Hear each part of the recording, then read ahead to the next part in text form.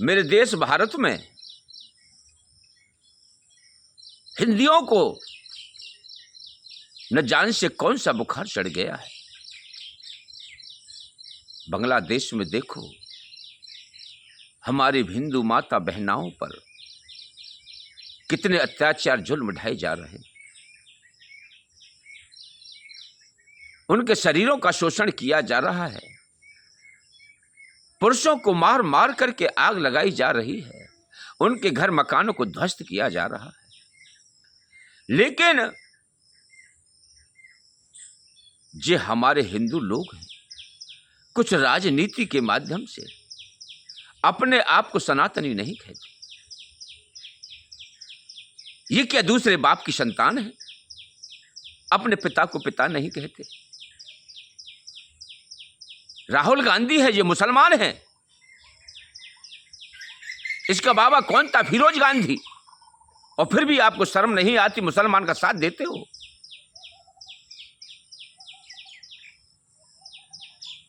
अरे हिंदू जागो, जागो, जागो।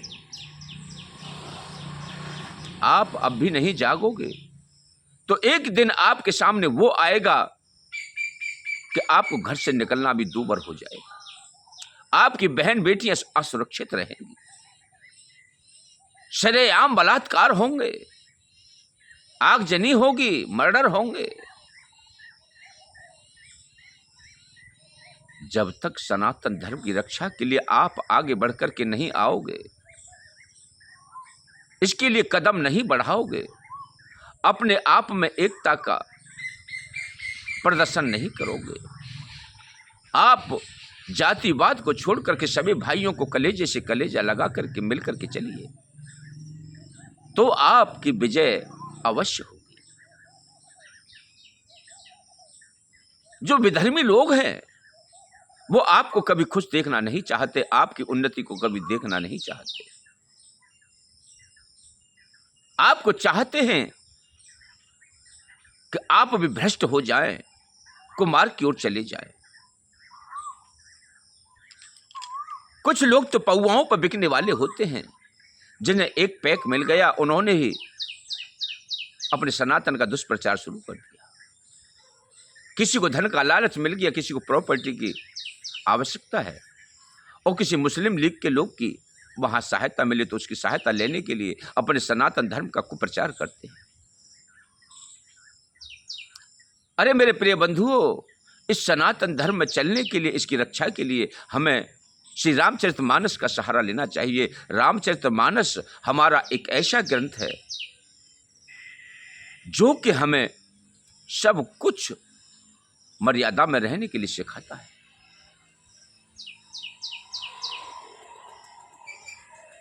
किस प्रकार से एक पिता अपने पुत्र के साथ व्यवहार करता है, पत्नी अपने पति के साथ किस प्रकार से व्यवहार करती है, माता का व्यवहार करना किस प्रकार है, पड़ोसियों का किस प्रकार है, देशवासियों का किस प्रकार है, सेवकों का किस प्रकार है। इस प्रकार से आप अपने आप को सनातन से जोड़िए और इसके विषय में श्री रामचरितमानस से प्रेरणा लीजिए। मेरे प्रिय बंधुजनों, जहां पर भगवान राम वनवास के लिए जाते हैं और उधर लंका में उनसे भीषण युद्ध हुआ और उस समय लक्ष्मण जी को मेघनाथ के द्वारा वह शक्ति लगी और शक्ति से आहत होने के बाद भगवान राम उन्हें गोद में लो करके विलाप करते हैं। करे भैया, अगर मुझे ऐसा ही पता होता तो मैं कभी भी अयोध्या से नहीं आता। पिताजी की आज्ञा को ठुकरा देता। आज मुझे क्या पता थी, आज मेरा भाई मुझे छोड़ करके जाएगा। हे विधाता, ये क्या हो रहा है? विभीषण जी के कहने के अनुसार राम जी को सांत्वना देते हैं। भगवान राम पूछते हैं, विभीषण कुछ उपाय तो बताओ। तब विभीषण जी ने कहा कि महाराज, लंका में सुषेण वैद्य रहते हैं, आप उन्हें बुला लीजिए और परामर्श लीजिए क्या भैया के प्राण सकुशल बचेंगे। भगवान राम ने हनुमान जी को आदेश किया, हनुमान जी सुषेण वैद्य को लेकर के आओ। हनुमान जी लंका के लिए जाते हैं और सुषेण वैद्य को ला करके रख देते हैं। वहां से सुषेण वैद्य जी ने बताया कि आपको हिमालय पर संजीवनी बूटी मिलेगी, आप उसे लेकर के आओ तो भैया के प्राण बच जाएंगे। सुबह होते ही प्राण बचाने वाला कोई नहीं है, रात रात में ही संजीवनी बूटी आ जानी चाहिए। इस वक्तव्य को सुनने के बाद में भगवान राम ने हनुमान जी को आदेश दिया कि भैया संजीवनी बूटी लेकर के आओ, जाओ आपको हमारा आदेश है। हनुमान जी दौड़ते हैं, पवन के पुत्र हैं, पवन वेग से चले जाते हैं। वहां से जब उनकी समझ में यह बात नहीं आती कि कौन सी संजीवनी बूटी है, वो तो सारी बूटियां, सारी जड़ियां अपने आप को प्रकाशमान होती हैं और एक दूसरे में उतनी प्रज्वलित होती हैं कि उनको देख करके दुनिया में चमक दमक बनी रहती है। तो हनुमान जी भी आश्चर्य में पड़ जाते हैं कि न जाने किसको ले जाऊं, क्योंकि सारी जड़ी बूटियां आपस में चाहती हैं कि हम भगवान के काम आए, हमें ले चले, हमें ले चले, हमें ले चले। सारी उतावली हैं जड़ी बूटियां। हनुमान जी सचपंज में पड़े हुए। जब यह बात समझ में नहीं आई तो सारे हिमालय को ही उखाड़ करके अपने हाथ में लेकर के उड़ान भर दी और लेकर के अयोध्या के ऊपर से होकर के गुजर रहे थे। मेरे प्रिय बंधुओं, जैसे ही हनुमान जी अयोध्या के ऊपर आए तो भरत लाल ने देखा कि कोई राक्षस लंका में युद्ध चल रहा है, तो यह कोई राक्षस जा रहा है, क्यों ना मैं इसको यहीं रोक दूं। भरत जी ने अपने बाण का प्रहार किया। हनुमान जी जय श्री राम, जय श्री राम, जय श्री राम, जय श्री राम, जय श्री राम कहते हुए मूर्छा अवस्था में भूमि पर आ पड़े और उन्होंने जब हनुमान जी के मुख से राम नाम की मंत्र ध्वनि को सुना तो वह व्याकुल हो गए, अश्रुधार बहने लगे, घबरा गए और हनुमान जी से लिपट करके बोले, भैया आप कौन हो जो श्री राम नाम का मंत्र जाप कर रहे हो? आज आपके मुखार बिंदु से यह शब्द सुन करके मेरे हृदय में प्राण वायु वापस आ गई। अरे भैया आप बताओ आप हो कौन? तब श्री हनुमान जी ने भैया भरत को बताया कि लंका में रावण से प्रभु श्री राम का युद्ध चल रहा है और वहां पर भैया लक्ष्मण को शक्ति लगी है, वो मूर्छा अवस्था में पड़े हैं। अगर मैं दिन निकलने से पहले वहां नहीं पहुंचा तो भैया के प्राण पखेरु उड़ जाएंगे, इसलिए मैं वहां जा रहा था। अब तो भरत लाल बड़े व्याकुल हुए। इस बात का पता जब उर्मिला को लगा तो उर्मिला जी वहां आए और हनुमान जी के पास आकर के उन्हें नमस्कार किया, प्रणाम किया। हनुमान जी ने उन्हें प्रणाम किया और बोले, कहे माता भैया लक्ष्मण के प्राण संकट में हैं, उनको जलाने के लिए ये संजीवनी बूटी लेकर के जा रहा हूं। उर्मिला जी इन शब्दों को सुनकर के बड़ी प्रफुल्लित हुई और हंसने लगी।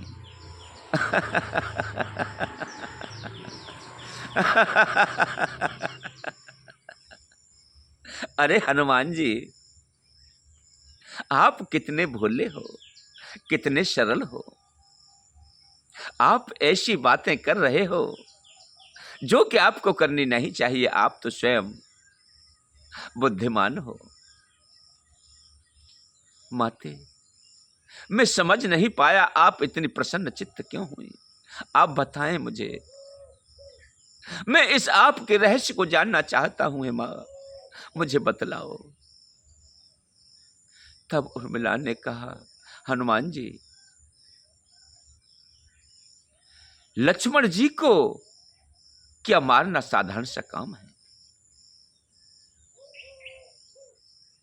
जब से मेरे स्वामी यहां से गए हैं,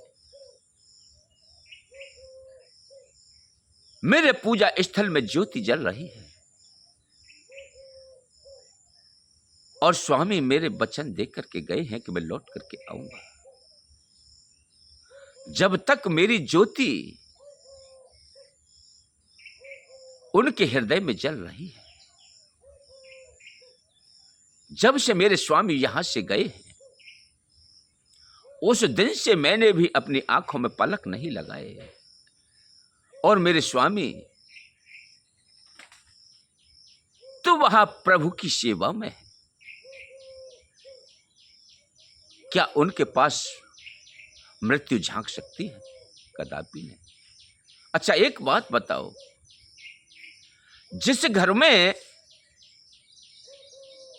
सारा स्थान वस्तुओं से भरा हुआ हो और उसमें एक तिल के बराबर भी जगह ना हो, तो वहां क्या आप किसी वस्तु को भर सकते हो? कि उसमें जब जगह ही नहीं होगी तो उसमें कौन सी वस्तु आ जाएगी? कुछ नहीं आएगी। तो यही समझ लीजिए हनुमान जी, जब मेरे स्वामी के रोम रोम में, सारे शरीर में प्रभु श्री राम का वास है, कोई रिक्त स्थान ही नहीं है, तो बताइए वहां शक्ति प्रवेश कर कैसे जाएगी? मौत कैसे प्रवेश करेगी? बताइए आप, क्या छुपाएगी? कदापि नहीं। तो आप चिंता को छोड़ दीजिए। अरे वो तो यहां मेरे वचनों के अनुसार मुझे जो आश्वासन दिया है, उसके हिसाब से 2400 घंटे जग रहे हैं, अपने भाई की सेवा कर रहे हैं, अपने स्वामी की सेवा कर रहे हैं। इसलिए वह रणभूमि में थोड़े थक गए होंगे, निंद्रा का प्रकोप होगा, तो इसलिए उनकी गोद में सो करके आराम ले रहे। जब उनके शरीर से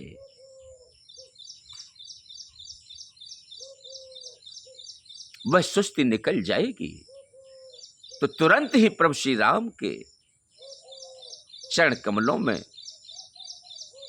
तैयार हो जाएगी। आप चिंता ना करें।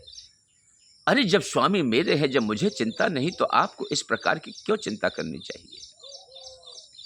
जब माता सुमित्रा को यह मालूम हुआ कि मेरा पुत्र उस प्राणघातिनी शक्ति से मूर्छित है, तो वह भी खुद खिला करके हंसने लगी।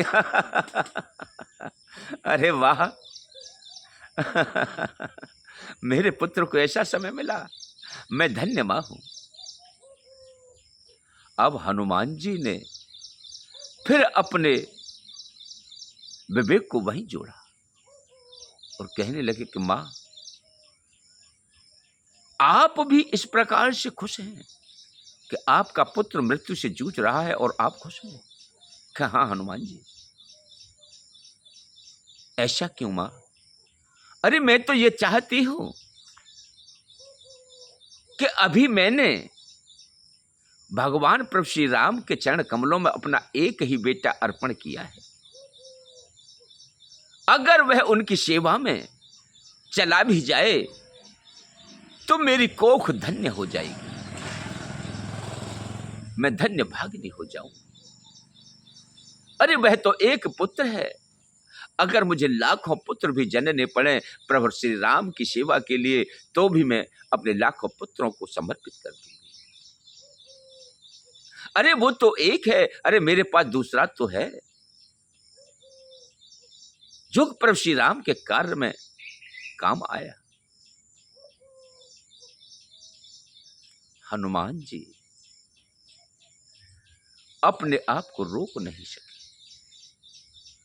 और उन्होंने कहा कि वाह मां वाह, जननी हो तो ऐसी,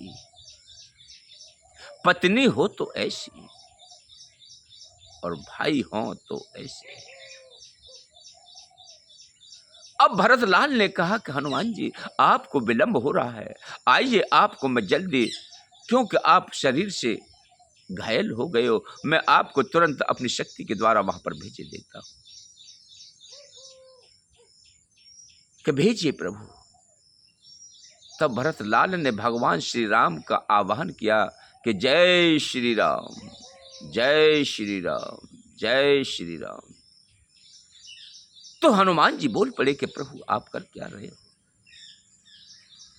जिस शक्ति के बल पर, जिस राम नाम के बल पर मैं ब्रह्मांड को यहां से वहां कर सकता हूं, तो आप मुझे उसका आधार क्यों बना रहे हो?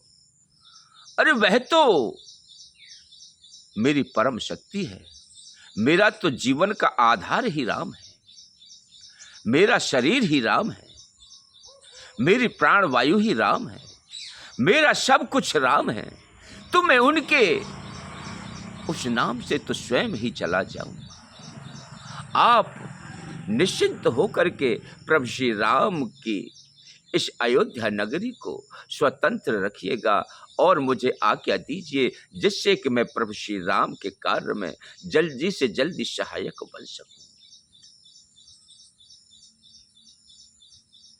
बोलिए सियावर रामचंद्र की जय, सनातन धर्म की जय।